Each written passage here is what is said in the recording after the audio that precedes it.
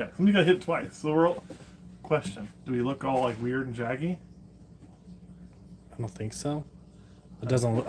It starts to now. I think. Here, you I move. don't think it like does it right away, but I think. Keep moving. Uh, I think we're pretty good. I think we're pretty good on this one. Sweet. All right. Sometimes it's weird and jaggy, y'all. We got to check that. We got to back out and back in. We'll give a few minutes for people to start showing up. Caleb, let me know when that happens. We're going to cut some eggs, y'all. Go ahead and prep these. Look at those beautiful eggs. Small clutch, only 4 today. First time mama. But I'm kind of excited about these. This is the kind of shit that I like, actually. So 4 is going to be good enough. We're going to hit the odds on these 4. I ain't worried. I ain't scared, as they say. We got anybody in here yet? Yep, we got 6. 6? What would you price a champagne yellow belly with a nice ringer baby? Honestly, Male.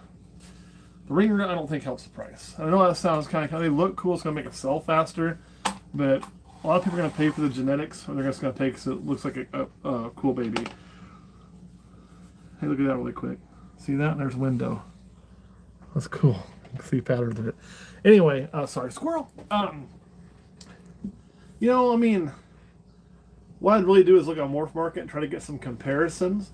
I mean, if you're starting the champagne yellow belly, it's a male. I'd probably be at like somewhere between 175 and 240 would be my guess, depending on what the market does. If it was female, a little more, you know. I know my female champagnes, I like to be about 200. My males would be a lot less. This would probably be priced what my females would be if I was a guessing man. But that's kind of a guess. So, anything else? What day do you guys typically cut? So I like to cut at day 56. This is a day early, just because of our schedule. Because tomorrow's feed night, and it'd be a pain in the ass to cut these on feed night. So we look for them. If they've pipped, we'll cut all of them right then. If not, we're going to cut by day 56 typically. So it doesn't hurt anything to wait longer. It doesn't hurt anything to be a little sooner.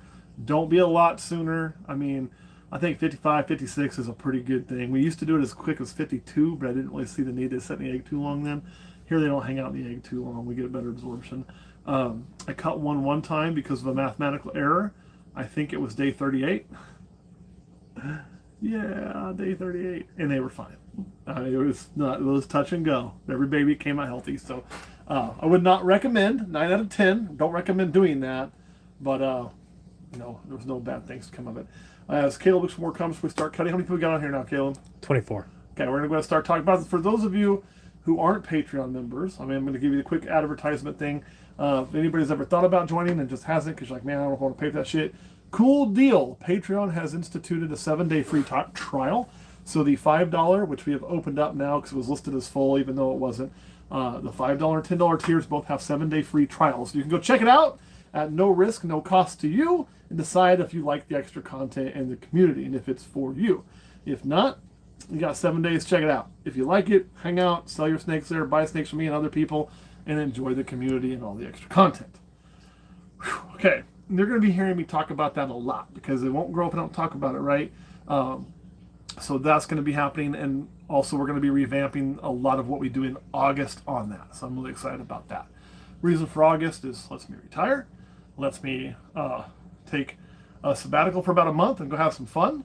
And then it lets me come back and kick ass and take names. So that's going to be the thing. I will be finishing up, for those that don't know, 25 years in law enforcement. And I finished that this month. So, 25 years as law enforcement counts, which is really not quite 25 years, but it's well over 24. So I am super excited for that.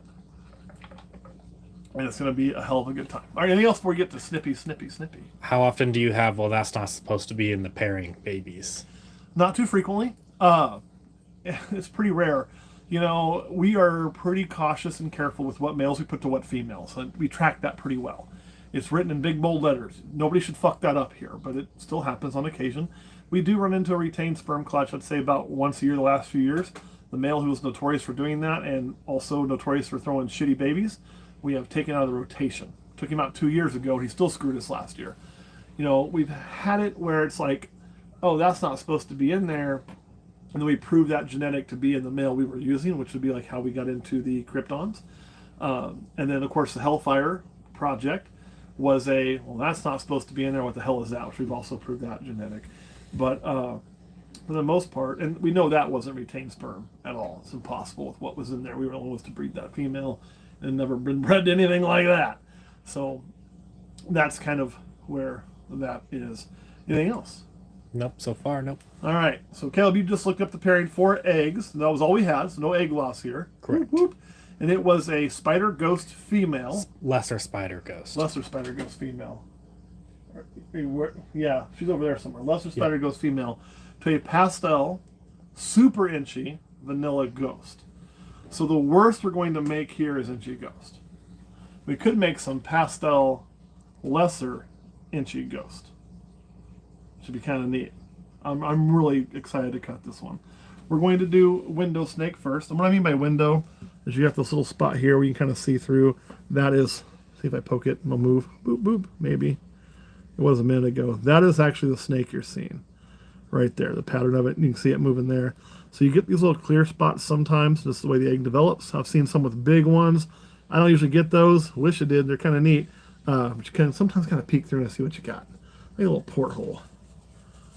So we know this baby's alive. We know it's an inchy ghost minimum. That's why I wasn't too bummed about the smaller clutch here. It's a first-year female. That can be that way. You know, I bet she has more next year. And we were cheating the odds. So the spider's definitely through there. I mean, I have to let that come out to really identify everything. Mm-hmm. I think lesser. I think so too. And then Enchi, obviously. That almost looks xanthic-like. It's not, though, y'all. That's why we think the lesser and pastel are lightening that up. That is a really cool animal. That'd be pretty cool coming out. Yeah, that's nice. Nice. So one done. One's looking good. We'll go to egg number 2.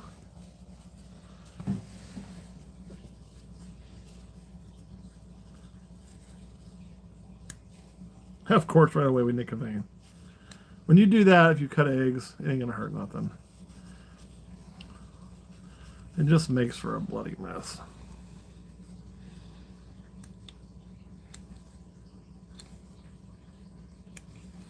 So, this confirms what we're seeing over here to some extent, because both these have spider. The spider's apparently strong. Both these have inchy, and both these are gross. This is going to probably be just an inchy ghost spider. Boop, boop. Nothing else there. Whereas here you can see there's a whole lot more going on in that snake. So I give you an idea of comparison. Yeah. So let's got 2 spiders. Okay, spider, you've shown yourself. That's enough. Enough of you. It's not that I'm anti-spider. They just look. People are like, oh, you're money grubbing spider breeders. I don't get any more money for spiders, and they're actually somewhat harder to move. So I like them, so I do them. But I also, because I'm really excited to see that come out. But I don't want to have all spiders, you know. I want to make my job a little easier. Man, this looks like I'm just going to be the butcher of egg number 3. Me and Johnny Depp when he cuts hair. The Demon Butcher Barber of, what street was it? I have no idea. It's a movie based on a musical he starred in, where he was the demon barber, killed people. I have no clue. Well, you're no help. Spider went away in this one. That's nice looking too. Mm-hmm. Definitely inchy, definitely ghost. Mm-hmm. Look at that head. I think we may have a little bit more going on there. Mm-hmm. Oh yeah. Ooh. To wait till it comes out, but I think vanilla.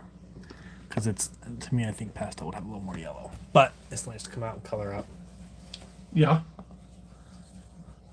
We could do like some people. That's got every gene in it, I'm 100% certain, and you're never going to see it again because I'm wrong about 35% of the time.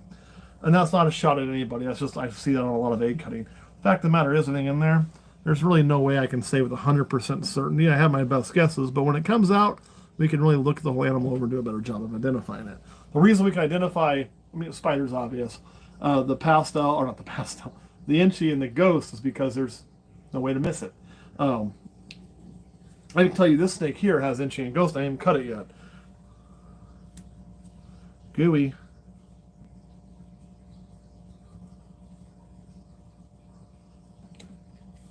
A little bit of a thick part of the shell there. little bit of a thick part of the shell. It's like I called it. Sweeney Todd. He was a barber. That was on it. Fleet Street. Sweeney Todd, the Demon Butcher of Fleet Street. Thank you. So that is going to be probably just an inchy ghost. I don't even look too ghost-like in there, but it will be when it comes out. Boop, boop, boop, boop. So everything's alive and well. I would say we hit 1 on the low end for what we could right here. 1 on the, and you can see the ghost. It just, honestly, if you put that against a bunch of normals, it'd pop. But because everything is what it is in this clutch, it's like, when you compare it to that, right? You know, that's got a lot of everything in it. This is probably a spider inchy ghost. We might get another gene in there we see. I don't think pastel's in here. I don't think lesser's in here. You know, here it's going to be really interesting to come out. That has a lot of color that Dad has, but it can't match Dad because Dad's a super inchy. So it's only going to get 1 copy of inchy, but it may have a few other things in there. So I'm excited to see it. The pastel, I don't think passed on too strong in this clutch unless it's here, and it could be. I don't think it's here or here. It could be in here, though, just as light as that is. There's a very good chance it does have pastel in it. We'll have to kind of wait till it's out and look at some eye colors and things. All right. Caleb, any other questions going on? No. Any other comments I care about? Care about them all. Somerville Serpent said, doesn't know why people hate on Hypo Ghost. I don't know either, Somerville Serpents. That's a good question. Welcome back, by the way. Baby Taz asked if would those snakes be a budget snake or more on the higher end of a snake? So these are going to be like, I'm trying to think of the best way to put this with Ghost. So Ghost is, as far as recessive goes, it's not going to be a super high-end recessive gene. But none of those recessive genes are really going to stay super high-end. I can remember the day, and Caleb can too, you could go buy a clown for $200. And they were all over the damn place. And then it went nuts thanks to COVID and some other things. And I want you just to take a stroll down Morph Market or Facebook pages and just look at how many people you see breeding Desert Ghost Clowns or trying to breed Desert Ghost Clowns. And that should tell you where that project will go in the future. Those things will hold value. Okay, they're going to hold value, but not going to hold the same value that they once held. Ghost is a recessive that Ghost, Pied, Albino, Xanthic to a point, that all have kind of, they're at their bottom of the market. You know, Clown was at its bottom of the market too not that long ago. And so if something were to push these up, then they would go up, like certain combinations that could come out or whatnot. People say, well, everything's been out so long, everything's not. Clown's been out for about 20 damn years, so things still do happen. Still do happen.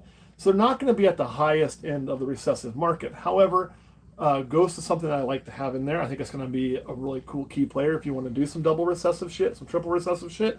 Ghost makes a big difference. And so, like, and Ghost with some other kicker genes looks so nice that you're not going to have a problem pushing it. And when you run into this, I mean, you're probably looking anywhere from the one with the most stuff in it could be in the $400 or $500 range down into the low twos. If I had to guess, that's just a guess off the top of my head, y'all. So don't hold my feet to the fire on that. So is it going to be your $3 or $4 grand snake? No. Is this snake going to pay your bills? Yeah. I mean, would I rather had 6 or 7 eggs out of a clutch like this, doing something like this? Yeah. 4 makes it hard to really hit what I really want to hit goal-wise per clutch. But it's going to be a really good staple. So think of Ghost, kind of like you think of Pied, Albino, those kind of things. That's kind of where it sets right now. But I like it. I like what it does. And if you're not breeding things you like and you're only trying to breed to make cash, you're going to fuck this all up anyway. So make sure you're breeding things you like. You can have some cash-only projects, but I really like Ghost. Kurt really likes Ghost. This is one of those recessives we're both into, which is kind of hit and miss on some other ones, because I could give 2 shits about Clown, and he loves his Clown. He could give 2 shits about Xanthic, and I love my Xanthic. So, you know, there it is. So just kind of, it's not, Ghost is in the middle. And that's any recessive project you're doing. When you get to your point, it all depends how you get into the game, right? If you get in the game like I did, which is, you know, slow and for next to nothing because it didn't have a pot to piss in, you know, you're going to have to build this shit up to kind of what we've done now. and where we're going to be doing a lot of recessive, two recessive, and then you're going to see us making a lot of double heads. We got lightning pied shit we're working on long term, albino pied shit we're working on long term, Krypton desert ghost shit we're working on long term, which also means clown desert ghost shit we're working on long term, desert ghost, other things. It's just all kind of all over the map. But you got to breed what you like. That's the key. You ain't gonna be happy unless you do. Dennis says he misses you. ACU Morphs asks, at what point do triple and quad recessive animals really fall? So here's the thing to think about. Your triple and your quad recessive, I don't see them ever taking a super huge dive, okay? I say that. I just don't see it because I think it's going to take a long time to get there for most folks, and that's going to push it up to the map. But it's like anything, okay? People gotta quit thinking about gene counts. And I know I've been one to preach that double recessive is almost like a guard against snake price falling. And there's a lot of truth to that.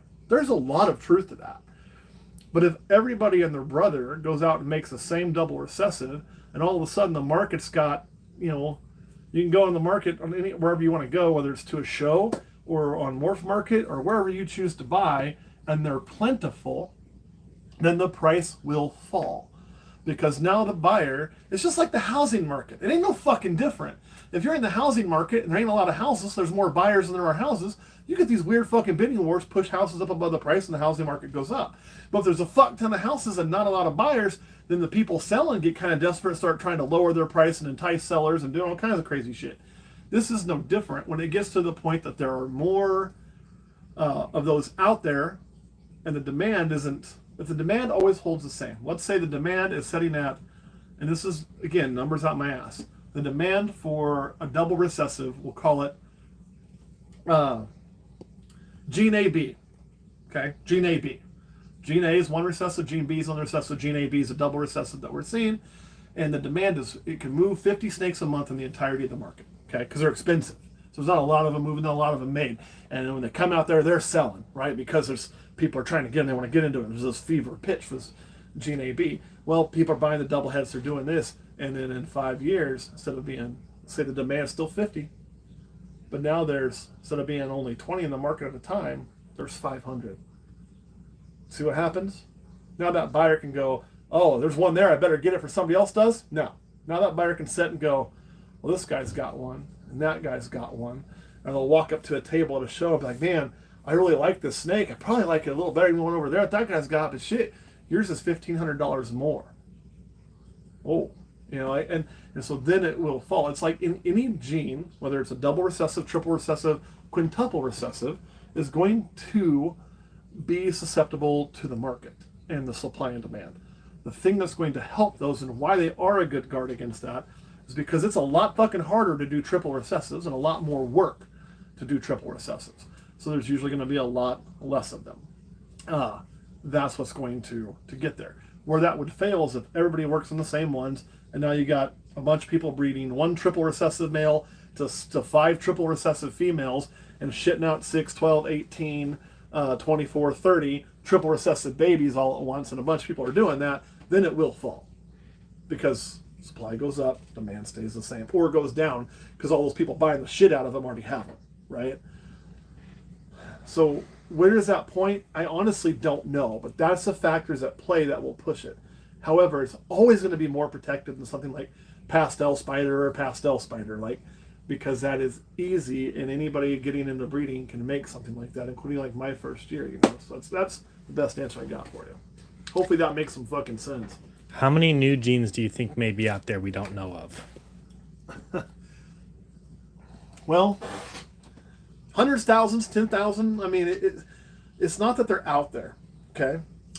Every new gene, whether it's in the ball pythons or humans or whatever, they're created. They're not created by breeders. This isn't a breeder going, "Oh, I made a new gene." It's created by nature. Something fucks up in nature, and you get this morph.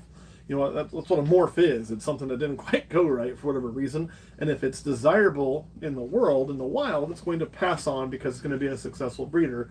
And then you start getting things that take over. Here, if it's desirable from a a look standpoint, a desire to own standpoint, then it's going to get passed on in captivity. So you kind of see that hyper change, but there's going to be more always created. There's probably 1,000 that we have in our collections we don't know about because they don't visually do anything, or they don't visually do enough that are morphs. You know, and then you also have some other shit that happens in certain populations like Volta and whatnot. But those morph genes are going to continue to be created. It's just a matter of what can we see.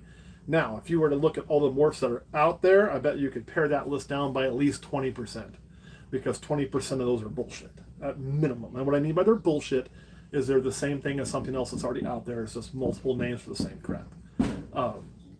That's just my personal belief. So just, you know, take that with kind of a grain of salt. Anything else? No. All right. We went on kind of a genetic rant there. That was fun. Here's the thing, guys, when it comes to the genetics, when it comes to these animals, and I've said it time and time again, and I'll say it again, you know, and again, what I'm going to preach, what I'm going to teach ain't for everybody. If it's not for somebody, you know, I don't fucking care. That's the end all be all.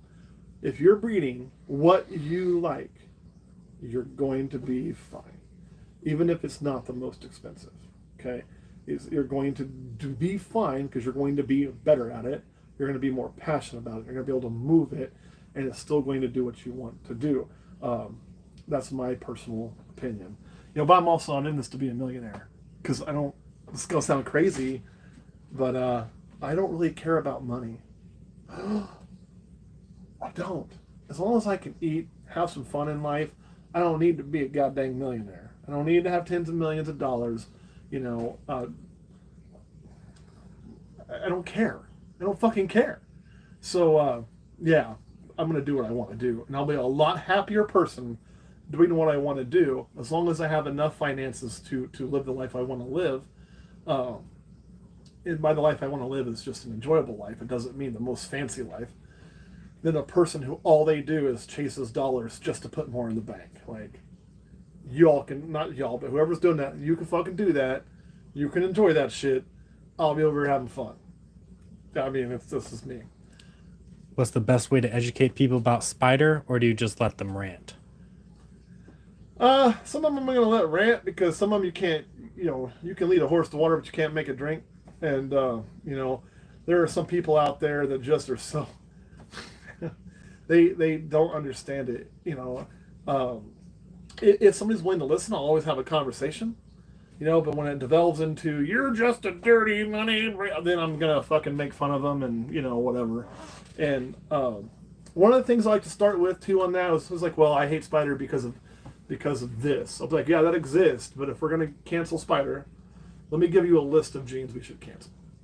You know, and that list is pretty extensive. It includes spot nose, it includes champagne, it includes hidden gene woma, it includes I'm missing a few. Help me out. Blackhead, Wookie, chocolate. Chocolate. Keep going. Woma by shit. There's. The I'd list say goes bolt. We all know that ain't a real fucking thing. Yeah, bolt. We're canceling that regardless for multiple reasons. Bolt, which looks like a spider, it acts like a spider, it is a spider. So there's at least 7 there. You could also make an argument for albino. Yeah. Because they have a light sensitivity eye, which is probably more difficult for that super animal. black pastel, super cinnamon, yes.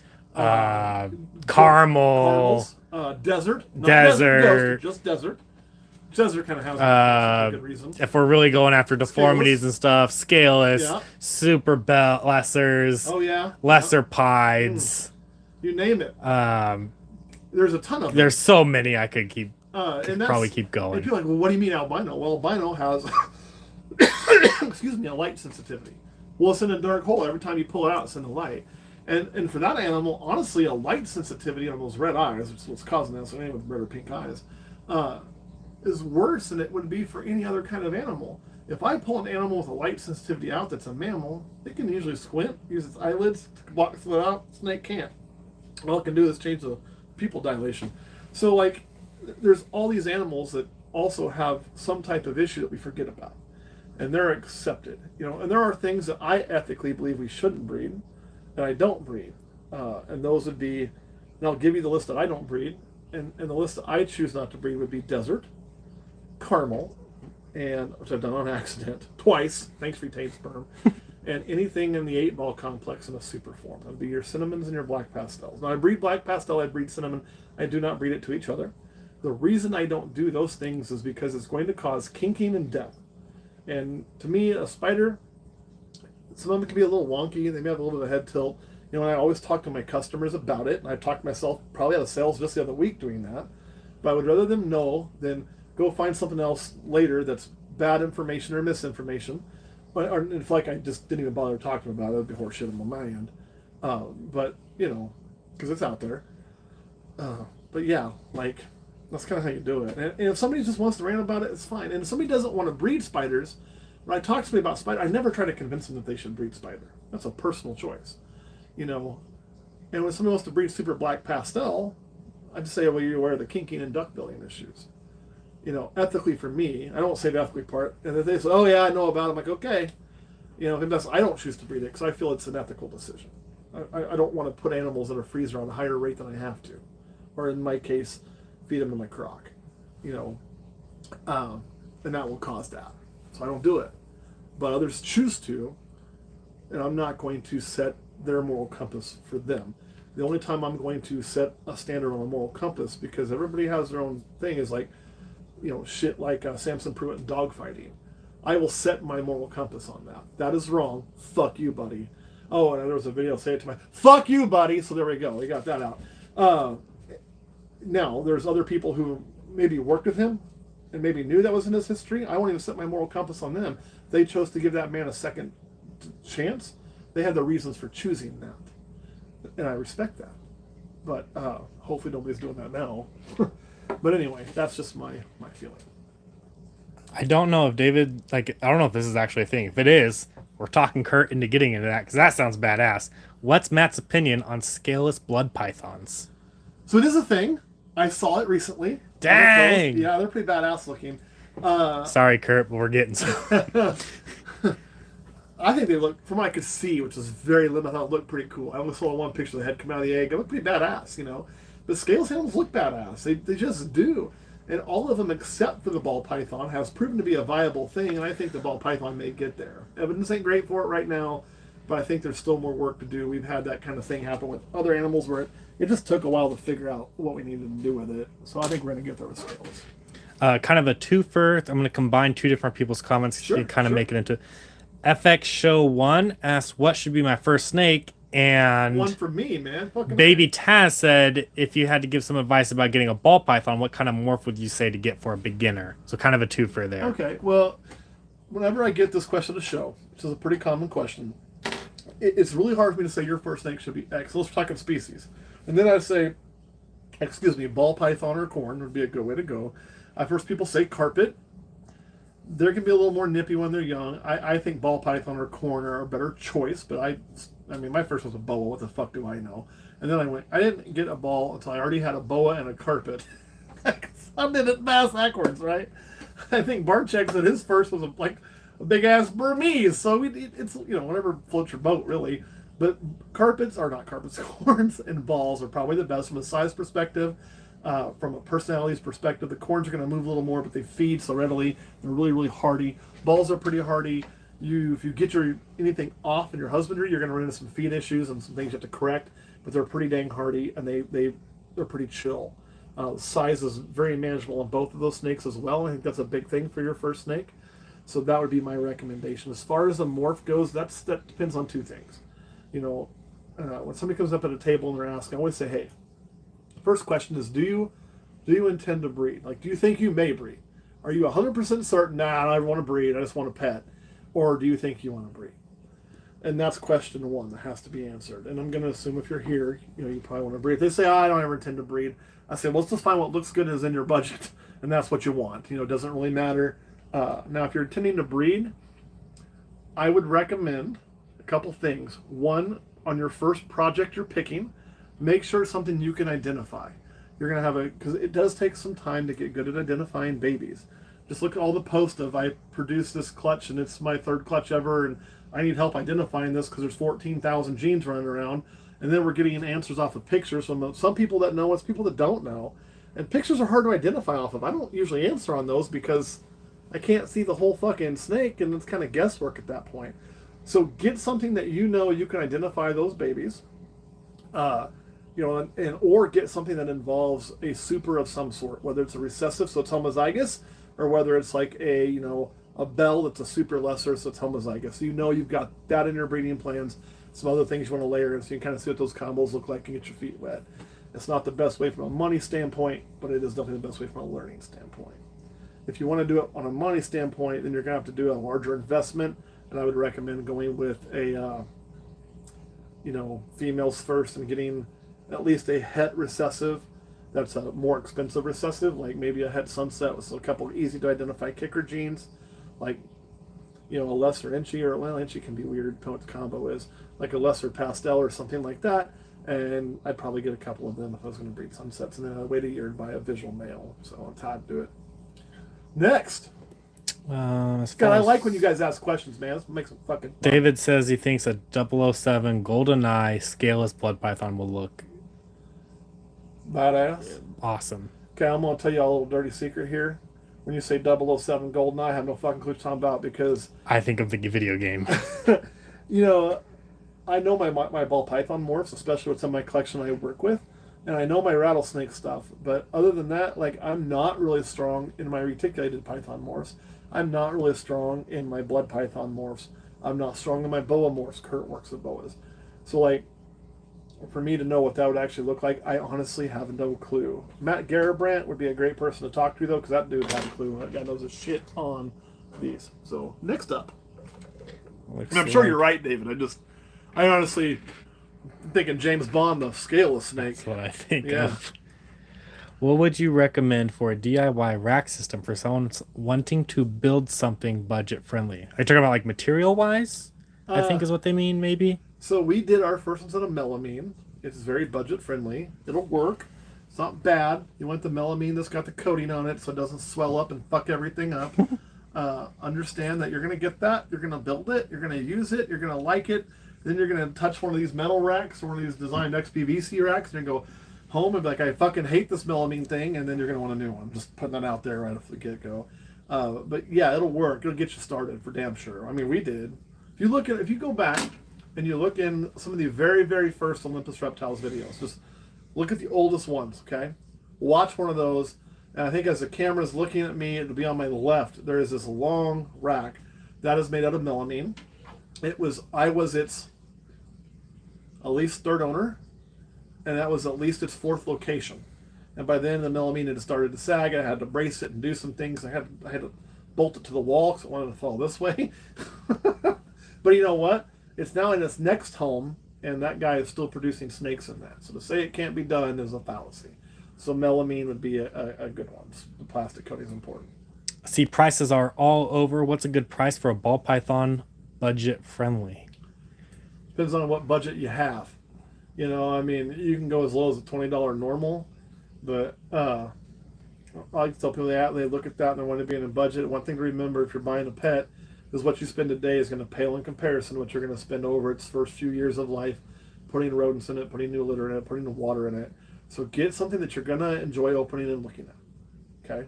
And whether that's a $200 snake or a $500 snake is going to be irrelevant, because that's a drop in the bucket to what that son of a bitch is going to cost you long term. Same thing I told my wife we bought her dog, because we did buy her dog. I know some disagree with that, but I wanted a certain type of dog with a certain breed and certain personality. She was a little bit like, and I said, listen, like, drop in the bucket to the vet appointments, all the toys, all the crap this dog's going to fucking dog chew food, up. man. Dog food has gone through the roof. It Yeah. pains me every time I have to get some. At this point, the investment we made in purchasing the dog is nothing. Nothing. So, yeah. That's why I say it depends on your budget. And get what you like to look at. Baby Taz, breeding is not hard. He asks, is breeding hard thing to do if you've never done it before? No. So I'm going to tell you another dirty little secret about the reptile market, y'all. Y'all got me talking to death. I swear to God, there's just coke in there. You just caught me on a day I don't give a fuck. Congratulations. Like, this is Matt don't give a fuck day. And there's a lot of reasons why that is. My wife bought me dinner, so I'm feeling good. I realize I've got a literal 5 actual working days left before I'm done with career number 1. And so I'm just kind of free flowing, y'all. Holy cow. Yeah. Fucking A, bro. It right? really is. It is. It's time. Wow. Everybody wants to make it hard. It's not hard. It is time consuming. When you only have 4 or 5, not a big deal. When you got this, which is 10, 20, 30, this one's about empty, so we can we're trying to empty this all the way out so then we can go through and make sure it's working good, then move over and just kind of do a wellness check on these racks. So 10, 20, 30, 40, 50, 60, 70, 80, 90, and they're not all full. 100, 110, 120, 130, plus some shit over there. Probably about 170, I think, last time I counted, not including babies. It's a lot of work. But it's not hard work. I mean, if you can clean shit, and you can check your temperatures, and you can overlook your snakes, and you can run a schedule of putting snakes together, and watch some things, and get an incubator, you can do this. We don't temp cycle anything. Everything is kept the same all the time, all year. We don't do night drops. We don't do any of that shit. We do monitor our temps. That's a big thing. And food. It is not rocket science. Carpets, not rocket science. Boas, we maybe a little more to that, I think, on getting them to go successfully. You probably can't work your males as hard. We found rattlesnakes, actually, not rocket science. Just, you give 2 animals good optimal conditions and a chance to procreate, they're going to probably do it. There's that. Some animals, like if you get into like corns and things like that have a true brumation, you will have to brumate those.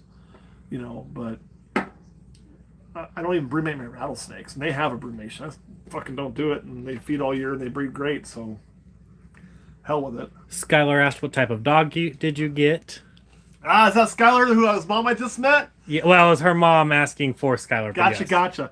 So we picked up what's called an Alaskan Klekai. He's 3 years old now.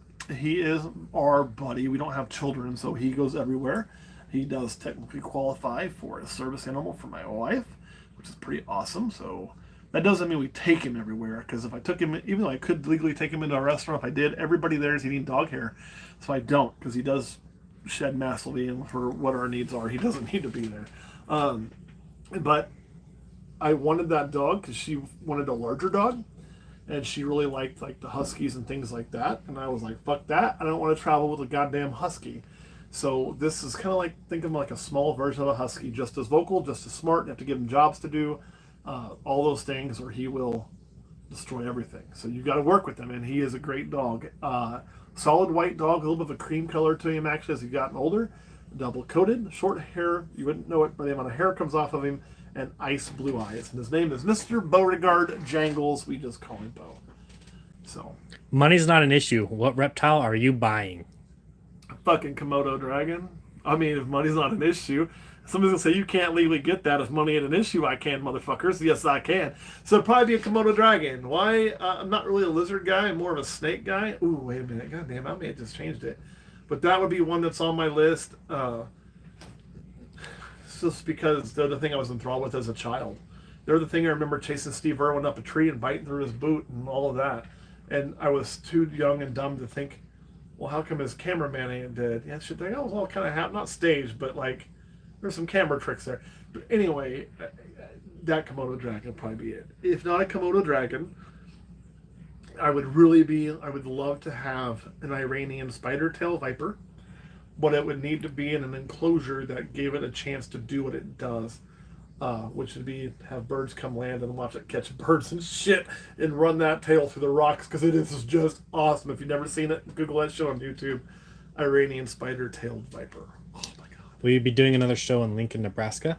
Probably at some point. I don't know when. Right now, we're looking at our next show, because again, when I get done with the PD, I'm going to, which once I'm done, guys, we can talk more about my experiences there and who it was with and all of those things. I just can't do it till I'm done, but I'll share with you most stuff. Some stuff I don't really like to share, because it takes me to, honestly, a little bit of a dark place at times, and I don't like to go there. So I'll share with you as much as I want when I want, and sometimes I won't, so just be prepared for that. Our next show will probably be in August, and we're looking really hard at doing Tulsa. But we will get back to Lincoln. Here's the thing for us. I know people say, oh, come here, and we want to do all that. But our main show, like, cycle, some of them are better than others for us, just from a distance and ease standpoint. Tulsa's only a single overnight for a one-day show. Kansas City requires no overnight. Lincoln is going to require no overnight. So those shows like Lincoln, KC, we'll probably be hitting those a lot. There's some talk from the promoter that used to run the Kanza show in Manhattan. Of that coming back. It's not a guarantee yet. I hope it does because I'll be there like it's my job. So some things of that nature. I'd love to get one back locally. Gianni Winston a little earlier. We cut on day 55, Yep. except for today. We're cutting a little early because tomorrow's feed day. What would be a good pairing to a banana mahogany female? Fucking another mahogany, right? Suma, in my world, I'd do a Suma. As a matter of fact, that's literally why we bred banana mahogany and held one back. So I could throw my Suma back to it. I want those Sumas bad. And I also want a banana Suma. I've seen some pictures, they look really awesome. I've seen some they kind of look meh. So I'm really curious what we get when we do that. What do you think of the Bushmaster rattlesnake hybrids? Those things are insane. I haven't seen them, so do they have? Because again, I don't have a lot of time on social media. I'm doing.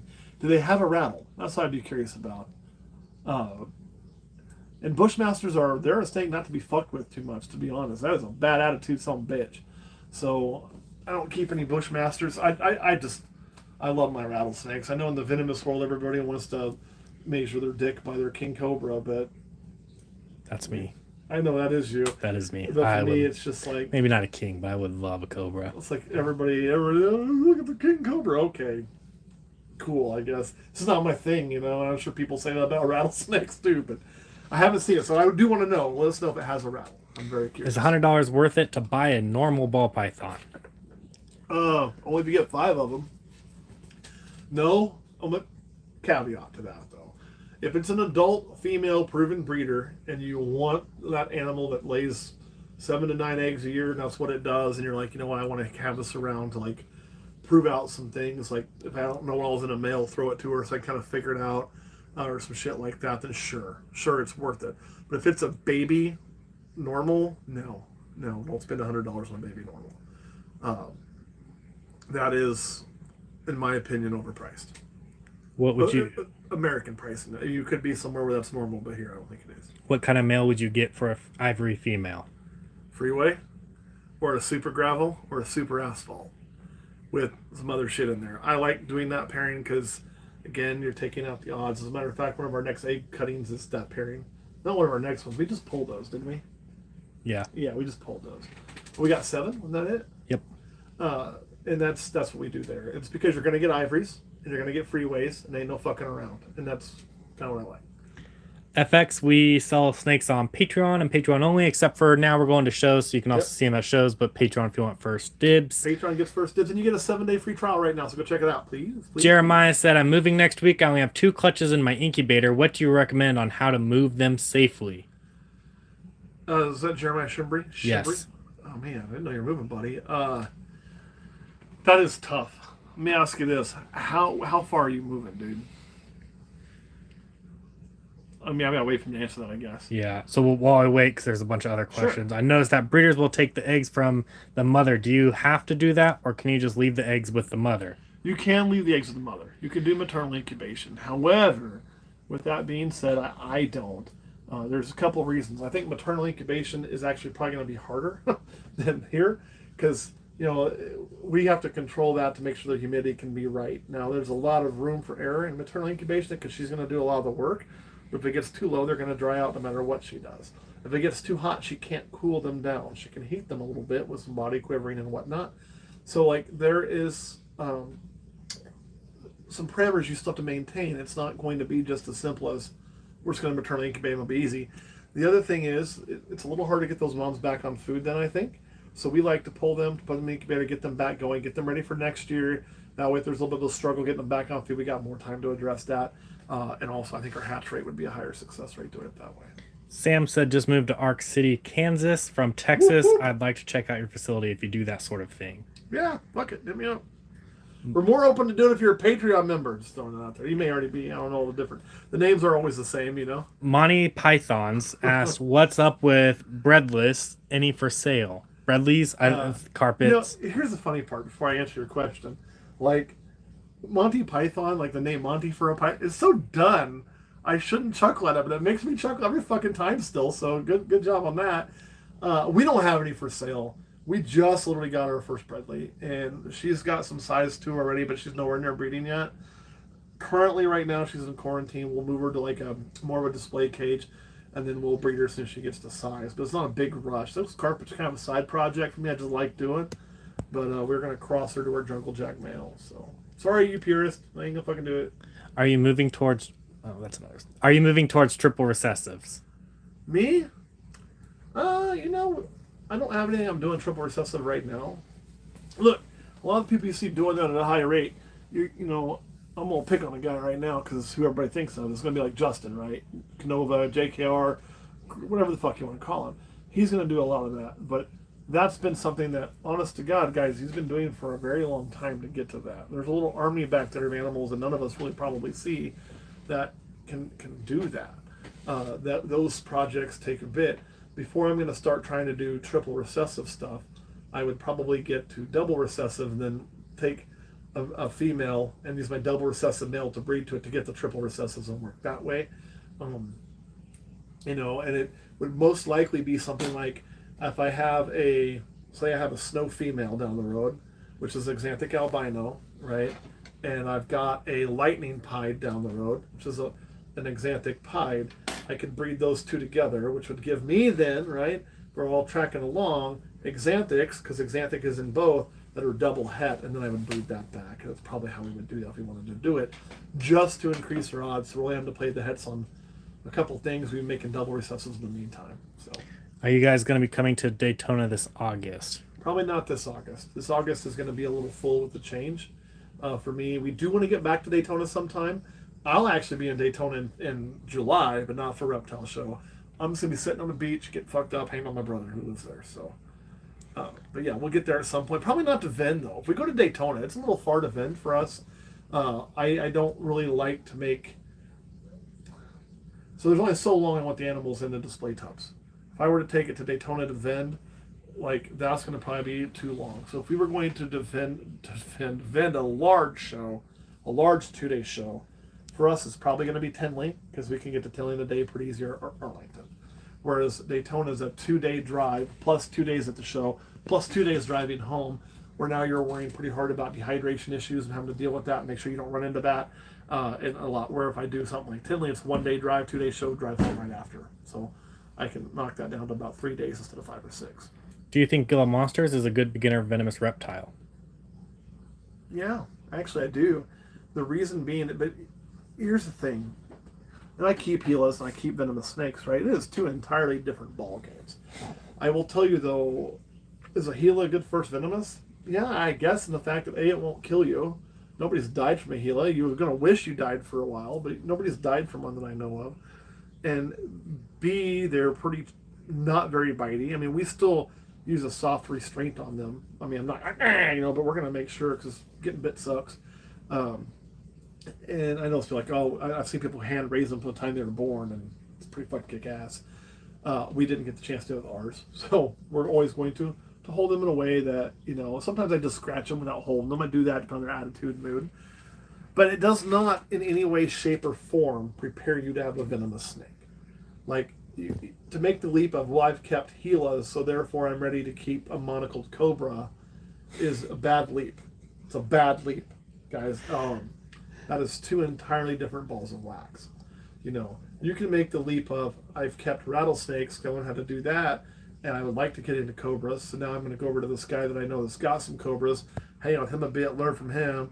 It's not going to take as long to learn, because I already got the basics down, just the difference between the lappets and the attitudes and shit like that, and then get a lappet. Like, I already have a guy that if I wanted to get into lappets, I'd contact. I'd go spend time with him on the weekends for a while until I felt confident. I just don't care to get into lappets, but yeah. Jeremiah said, sorry, lost service. He was going to be moving about 20 minutes. So 20 minutes. What I would honestly do for 20 minutes is I would take a cooler, okay? And I would just put my egg tubs in the cooler. No ice, don't cool them down or anything, just cooler's an insulated box in this scenario. And I would probably put some packing stuff around them to try to keep them from moving and shifting and shaking. And I would just drive real fucking careful. That's probably how I would do it. There may be better ways out there. I've never had to face that dilemma, but that's what I would do. I'd probably also make sure they were kind of cushioned from shock on the bottom, like maybe put some memory foam crap in the bottom So they're sitting there. You're trying to keep them from bouncing around too much while you drive. And 20 minutes out of the incubator isn't going to hurt anything. I mean, especially if they're in there where the temp's going to hold better for what they are. If you could, I'd even like get that cooler to incubator temp. That'd be a good way to do it too. So as someone who 2 or 3 years ago moved 20 minutes while there was about 25 minutes, Perfect. I had 2 ball python clutches and a corn snake clutch in the incubator. I'm a guy who tries to put like if I'm moving everything, I try to get done in one load and done. I don't want to be doing this back and forth. I made a special extra trip where it was just the incubator, just those eggs. I put them in a cooler. I drove. I just unloaded the incubator and then put the eggs in, and then I started my real moving. That was the first thing I ever did was move everything else. Now, this time of year, the really concerned part would be getting them too hot. Mm-hmm. You know, that'd be what you're really worried about. I wouldn't mind their temp dropping a little bit. So if I was going to move like Caleb did this time of year, rather than getting where I'm going, unloading my incubator, and then going to get my eggs, I'd actually unload my eggs and put them in the house. And then I'd go get my incubator and turn it on. Because if it takes you 20 minutes to get the incubator there, and that car temperature spikes up to 105, 115 to that glass. So I moved mid-June or mid-July. What I just did is I just took them inside while I moved the incubator in. Perfect. That's what I would do. Yep. Yeah. So get them out of that car, and then move your incubator. Exactly. What's a good gene idea to put to a cine pastel? NG yellow belly. Fuck yeah, that's it right there. Inchy yellow belly is a good. I'm obsessed with that baby over there. And the cool thing is, Inchy and Cine are allelic, you know, but you're not going to get. Which I know I said we don't do any 8-ball complexes, but Inchy, there's no issues there. There's no kinking with that. I believe those are 2 allelic. Back me up, Yep. right? Yeah. So you're not going to run any problems there, but you're not going to make normals with those animals, and you get a lot of cool oranges and reds. The yellow belly is going to enhance that. Fire would enhance that, you know, but. Yeah, that Inchy yellow belly is a damn good fine call. You know, Inchy yellow belly, Inchy fire, super Inchy yellow belly. Get that Inchy in there. Get the Inchy in there. That's the most You know, important part. out of my male setting here, what would I put to it today if I was really thinking? And if he wasn't overworked, another recessive project, probably my pastel super Inchy vanilla ghost. Just because I'm going to make, you know, like het recessive, I'm going to make Inchy into everything, right? And I'm going to have some other kicker genes. I could get some pewter Inchy, het ghost. Which I'm not really worried about the pewter part in there, but I'm going to get a lot of cool shit. How many female ball pythons would you pair with a male? I don't like to run my males past about 3, but we breed them to them pretty consistently. I like to give my males a lot of opportunities to breed the same female to try to ensure the best chance of getting good sperm. So we run a rotation where it's boom, boom, boom, boom, boom, boom. Some males get a week off in between, but about 3 is where I like to keep it. I have stretched to 4 before. On a new male, I'll only do, like if he's not a very big male, we'll only do 1. The male kind of tells me, like Apollo, I would have no problem breeding Apollo to 4 females. He's going to do it. My pied male, I'd breed him to 4 females. You know, my super pastel exanthic male, who's kind of a shy breeder, I think he got 2 females this year. And we capped him at that. There was other places I wanted to put him, but we capped him because he just kind of sucks at it. So we had to like limit his exposure to get him more opportunities. What's your opinion on hybrids? So it depends. It vastly depends. Like, you know, like I'm really curious to hear if that one has a rattle or not. I don't know. That's what I fucking know. That's my only question. Like your carpet hybrids, I'm all for, you know, because they're naturally occurring. I think in the venomous world, I'd probably be okay doing westerns and timbers. Again, it occurs naturally, rarely, but it does occur. Gabinos, they occur naturally, they do occur. You know, I'm angry balls and Angolans. I've seen those done. They're pretty neat. You know, but I only like things. I think those occur naturally, don't they? Maybe. I have no idea. I'll be honest. Angola's in Africa, correct? Yes. Yeah, it's in the same. I think they do. I know Angola's in South Africa, but I don't know how far south. Yeah, I think again, it's not. It might common. be like mid-south, but they might share ranges. Yes, and they like it a little cooler. I think the Angolans do. So their habitats on cross in a lot of spots. You know, but I like the naturally occurring things. I'm not a big fan of burn balls. It's just not my cup of tea. Or carpondo balls. Yeah, or car balls, whatever you want to call them. You know, but you know, yeah, I kind of like the carpet to like the carpondros. You know, the carpet to green trees. I kind of like them. So it really kind of depends on that. It depends on the look of the animal. It's not something I do a lot of. We do it with our carpets because the bloodlines are, for the most part, already there. And the first one I bought was a mutt. What I mean by is a mutt is a really, really beautiful jungle jag. But there's no such thing as a pure jungle jaguar because jaguar came in the coastal carpets. So I already know he's got cross, so I don't mind crossing them out.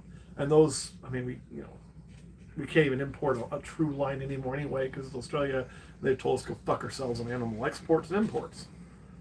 Should I pair my GHI Blackhead Black Pastel with Enchi Orange Dream Yellow Belly Hypo? Yes. Yeah, especially that GHI is a male. You should also be putting that shit to some mahogany, like now, because a GHI Blackhead mahogany is going to look good, and then when bred back, you're going to make a Suma Blackhead mahogany, or you make a Suma GHI Blackhead, and anything that darkens is going to just get those blacker and blacker and blacker. I already have a name for it. I'll give it to you because you can beat me there. And we've got the Abyss, which is a super black, or not super black pastel. That thing sucks. The Suma. They do suck. They kink up like a fucking motherfucker, I'm just man. laughing. Yeah, we still want to breed the shit out of them. I don't understand it. And fuck Spider, but let's all breed super black pastels. Oh my god. But you already have the Abyss, which is your GHI Suma. So you would label Blackhead on top there, make it even darker. And I'd call that thing the Soul Eater. Because it's going to be so dark as they just ate your fucking soul. Ah! It'd be awesome. So there's already a Soul Sucker. Soul Eater's cooler.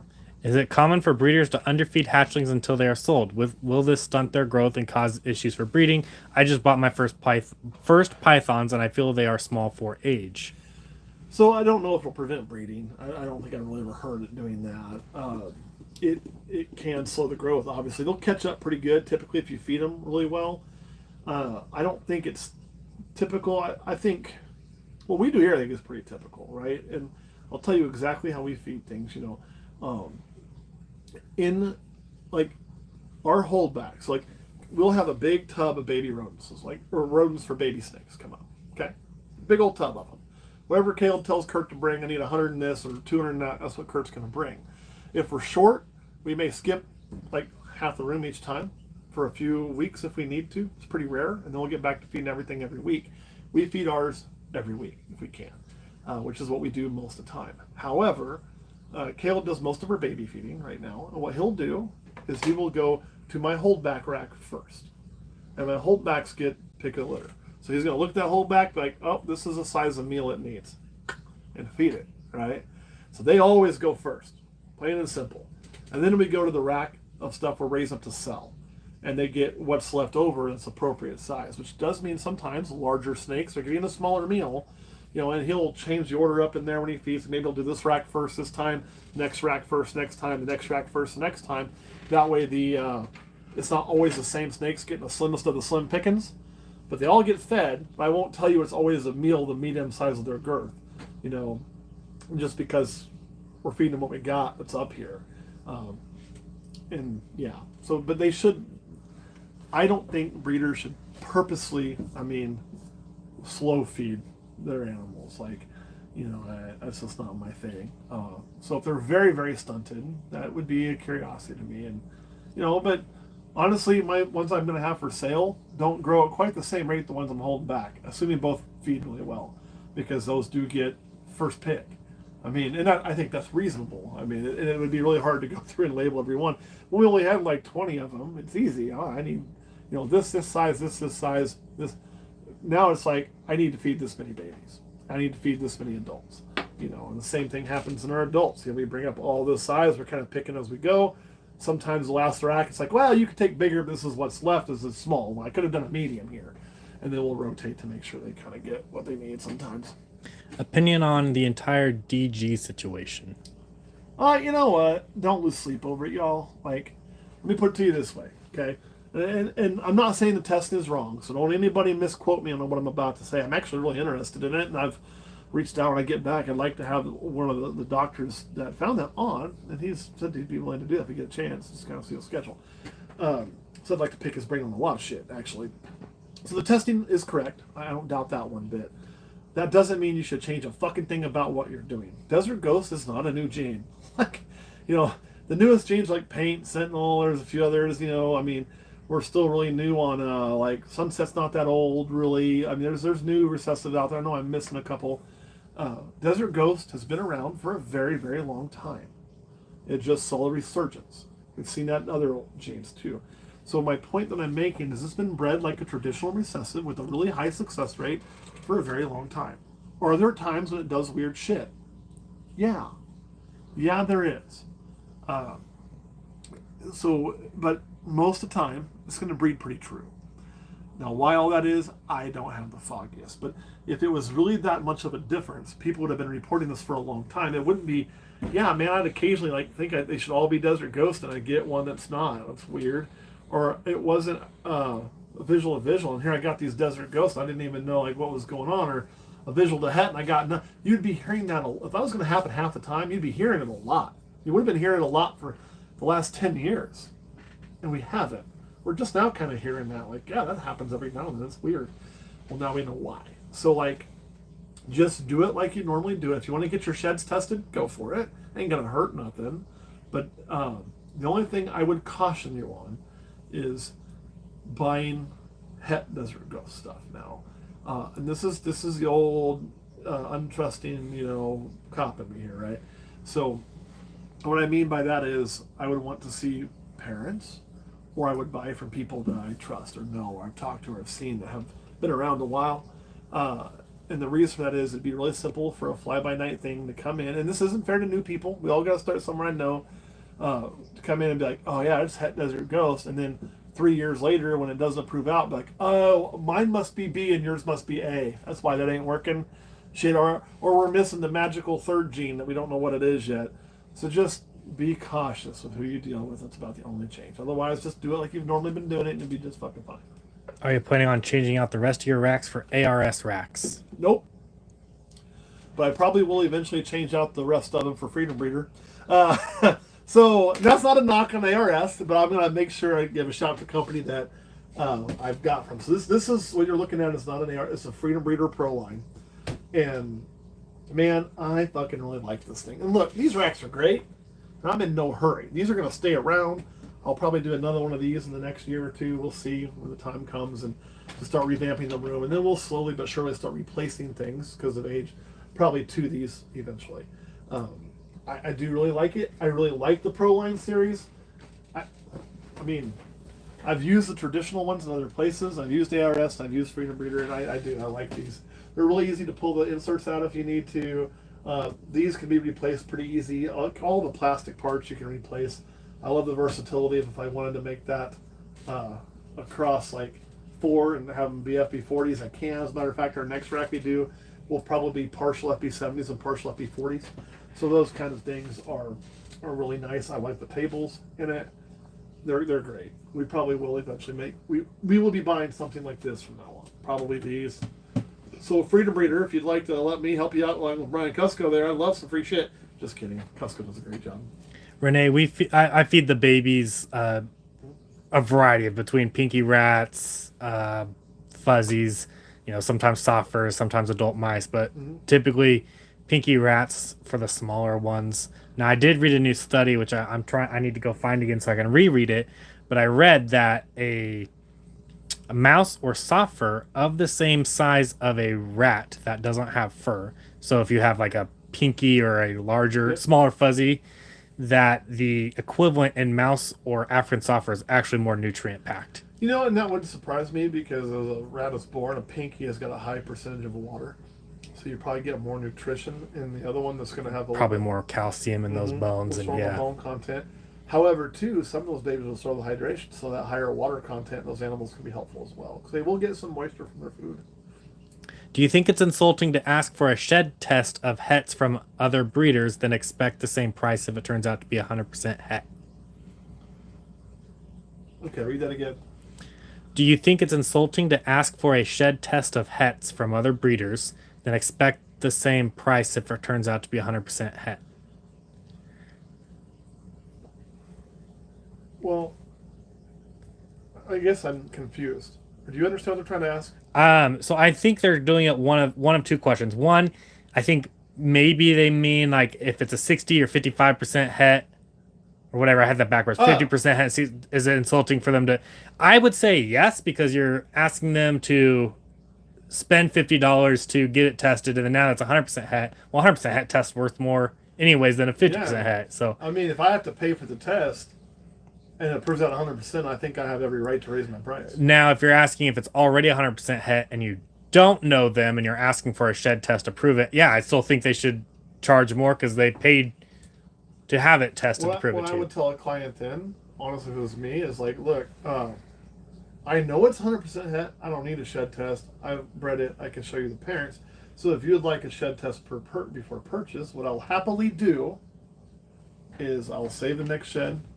I'll send it off, but you're going to have to pay the deposit on the animal now, and pay for the shed test. Yeah. And if it comes back that it's not what I say it is, then I'll return your deposit and I'll return the fee of the shed test. But if it comes back that it is what I said it is, then the rest of the animals do. And if you still choose not to buy it, I'm keeping the shed test fee and the deposit. That's probably how I'd go that route. If somebody really wanted to test, let's say a desert ghost, because if I'm going to sell a desert ghost, trying to pronounce A or B, like, or if they're trying to just want to make sure I'm on the up and up, well, I want to make sure that buyer's on the up and up too. I don't want to pay for a test I already know the damn answer to, and then have them go, oh, never mind. Fuck, then why did I just spend this? You know what I mean? So I don't, insulting? No. But I think if you ask that for something that's already known, it's going to be there. And if you ask for a shed test on a 50% hit, then it comes back positive, yeah, they're going to raise their price, and they should. They should. Think about sunset. If it's 50% hit sunset, it's one price, and it's a lot more if it's 100% hit, right? And if you're like, oh, I demand a shed test, I'm like, well, okay, I'll get the shed tested. It's this, but now I know it's het. Why would I sell it for half the price? Like, why would I do that as a breeder? And he did say he was meaning if it were 50 or 66% het. So, yeah. Is Hellfire stuff incomplete dominant? Is Superfire in the realm of possibility? Or Super Hellfire in the realm of possibility? Is it similar to Mandarin or OD? Very interested in what's going on with that. Awesome. Let me get one more thing on that one. On the previous question on that, I don't think it's insulting to ask. You can ask, but don't be pissed when they say, no. That's the thing, and I would ask that before, if you wanted to ask that, I would ask that before I asked for the shed test. I would say, hey, I would like to pay for a shed test on that, and I will then buy it for that price if it comes back het. If they agree to that, then they should hold that. If they say no, it's going to be more. Like I would work that before. And honestly, at that point, I'd probably just buy 100% het. Yeah. Because by the time you get the shed test fee, because if it doesn't come back, then you're still out $50, Mm-hmm. So the Hellfire. So a couple things on that Hellfire. So let's talk about it really quick. One, we do know it's incomplete dominant. Okay, we know that for sure. So yes, I would say a Super Hellfire is not only in the realm of possibility, but likely. I wouldn't see why there wouldn't be a Super Hellfire. And it's not been proven that there is, but there's going to be. I feel pretty confident in that. Is it like Orange Dream? Or what was the other one? Mandarin. I don't have any Mandarin. I don't think it's like Orange Dream. I mean, it's just busy. Orange Dream doesn't tend to be super busy. And this shit's pretty busy. What it really is the most like is just like a really busy, almost like a super busy pastel, to be honest. And as adults, we've held our color pretty well. And the offspring's gotten busier, like, from the originals. Like, it's... Do we know for... What we don't really know for sure is if Hellfire is still new. I want to be clear on that, so I keep saying project every time. It is a project.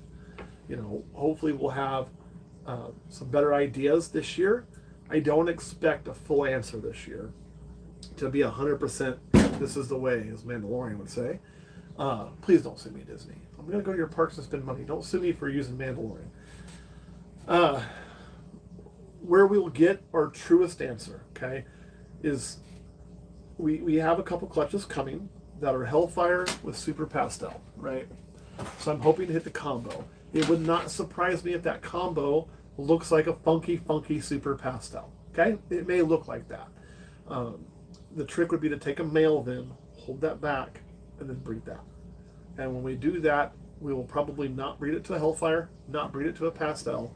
I'll probably breed it to a single gene recessive or a straight up normal.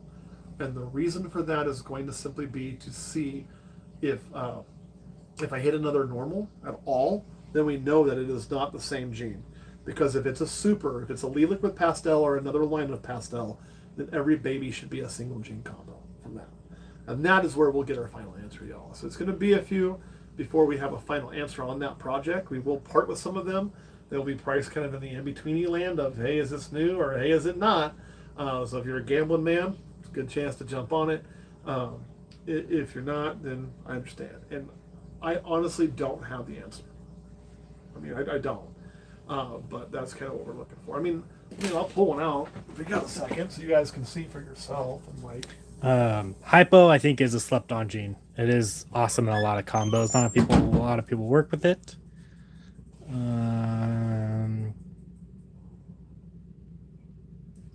So I wanted to pull out one that aged pretty good. This is what I consider a nice straight Hellfire right there. Whoop, right there.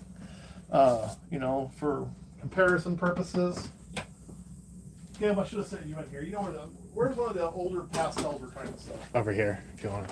Over here? No, over here. Over here? Mid row. 18 or 0901. Okay.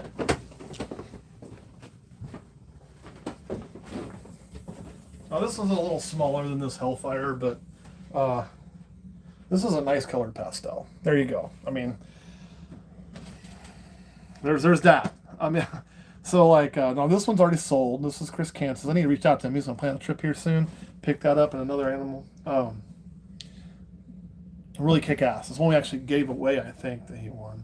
But yeah, as you can see, I mean, there's a lot of difference there. Let me throw these back up. Well, yeah, I'll throw these back up real quick. Do you ever hold back all the eggs from a clutch? Oh yeah. These guys right here. We did that the first year, and we've done that. Yeah, I guess I'd say all the eggs. I held back. I did. I even held back a normal because I wanted to see if it was recessive. And now that it's not, I don't have to keep it. Where is one of the ones I'm looking for? And then they asked if you could put it next to a normal too to see the difference. For the Hellfire? Yeah. I mean, we can. If I can find a damn normal. I got you. This is going to be a Hellfire Blitz. Yeah, that one's Blitz. Let me get a bigger one. I was going to show you that one, but it's a little small for the comparison I'm going to make. So you want the regular Hellfire again? Yeah. Okay, we can do that. I'll pull out the exact same one. Here's a normal. Here you go, Caleb. I'm going to let you have that. Normal. Go get Hellfire. what I wanted to get here. They're a lot different than normals. Look at the different yellows. Oh, yeah. Wacky pattern.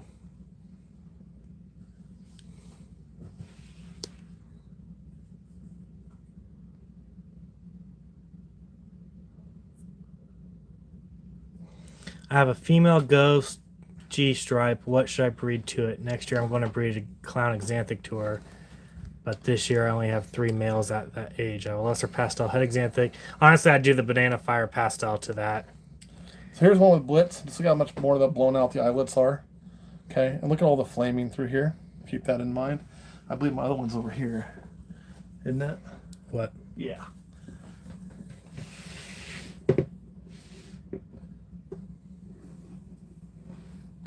And this is a pastel Blitz. And you're just going to see like the blushing on the back. This is where we really got excited. We really believe maybe we were onto something. The black blushing is totally different. The side patterns are just totally different. And the other kicker gene's the same. So this is where the combos it proved to look pretty different. And this is very consistent. Like I can tell these two snakes apart by more than just size right away. I mean, just even in my hand. Come here, you. So yeah, the pattern and the color is what makes them different. Yeah. I mean, whoop, did I scare you? I'm sorry, little one. This probably isn't even the nicest example of the Blitz Hellfire. Just an example of it. I've got better ones hiding in here somewhere, but I ain't gonna chase them all down. Yeah, the colors. Is it picking up on the screen very well? Let's try this. This will help always. There. Give you a little bit better color. So just, I mean, the pattern, yeah, just wholeheartedly, that's just two different snakes. Just 100%. So, really cool stuff. I don't know where this one came from. I can put it. Okay, we'll be right back, y'all. Sorry we got into some snake stuff there. I actually got into some snake shit, right?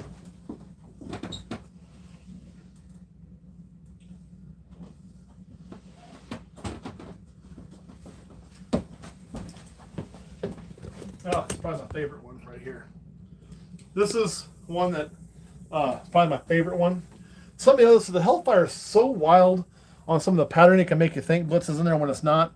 That's probably one of my favorite Blitz Hellfires right there. Just everything's tombstone, every eyelet's blown out, the blushing's insane. The flaming is really nice throughout. Probably don't actually have nicer flaming in parts of it. You can really just kind of see that. Just really cool animal. So just the simple 2 genes there.